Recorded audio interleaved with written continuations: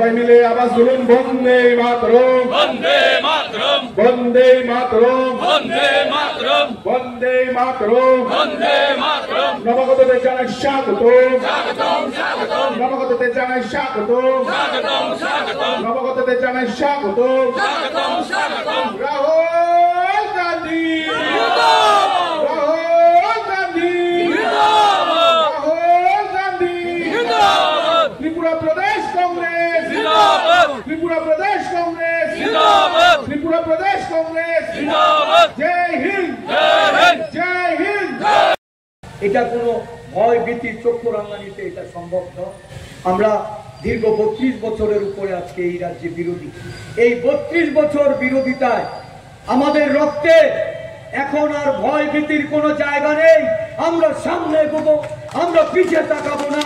আর পিছন থেকে ওই রান্নাঘরের লোকেরা এসে ভিড় জমাবে। আমি দুঃখ প্রকাশ করি, এই অঞ্চলের যিনি জনপ্রতিনিধি উনি আজকে বহিরাজ্যের একটা নার্সিংহোমে চিকিৎসাধীন অবস্থায় আছে। ঈশ্বরের কাছে প্রার্থনা করি, ওনার দ্রুত আরোগ্য কামনা করি।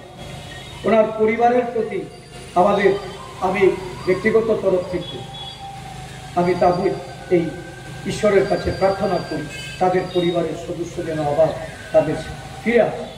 কিন্তু যারা আমাদের ঘর থেকে বেরিয়েছে, যারা এখনো মনে করেন যে কংগ্রেসের উপর সন্ত্রাস তৈরি করে হামলা করে কংগ্রেস দলটাকে দাবিয়ে রাখবেন, আমি বিনম্রভাবে তাদের কাছে আবেদন করি।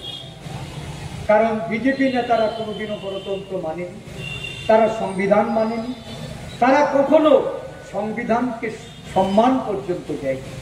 যে সংবিধান মানুষের অধিকার দিয়েছে, যে সংবিধান বিরোধী দলকে রাজনৈতিক কর্মসূচি করার অধিকার দিয়েছে, যারা সংবিধান মানে না তাদের কাছ থেকে এটা প্রত্যাশিত নয়। যারা কংগ্রেসের হয়ে একদিনের জন্য কাজ করেছেন, আপনারা কিন্তু জাতীয়তাবাদ রূপটাকে এটাকে মৃত্যুবরণ করতে দেবেন না। জাতীয়তাবাদী আদর্শের মানুষকে আবারও বলছি, ঘরে ফিরুন, সময় আছে।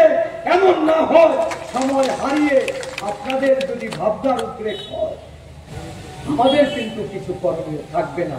কারণ আমরা বুঝি যেদিন আমাদের কাছে প্রশাসন আমাদের হাতে আসবে সেদিন কিন্তু আর রক্ষা নেই। এই প্রশাসন আপনাদের কিন্তু জেলে পুরতে দ্বিধাবোধ করবে না, কুণ্ঠিত বোধ করবে না। আজকে যারা ভাবছেন যে মামলা হলে হবে, আমি শাসক দলের গুন্ডা, শাসক দলের হয়ে সন্ত্রাসের কাজ চালিয়ে যাব, সেই দিন বেশি দূর নয়।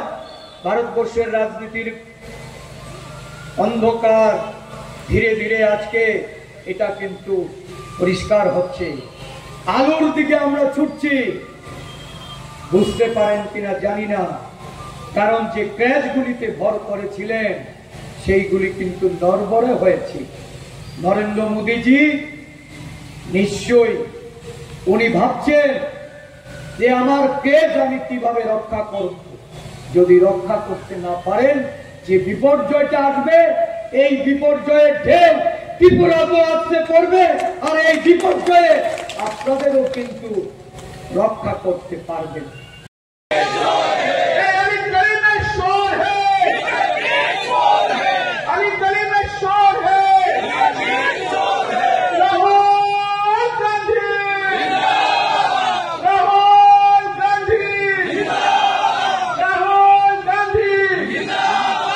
Long live Tripura Pradesh Congress, long live Tripura Pradesh Youth.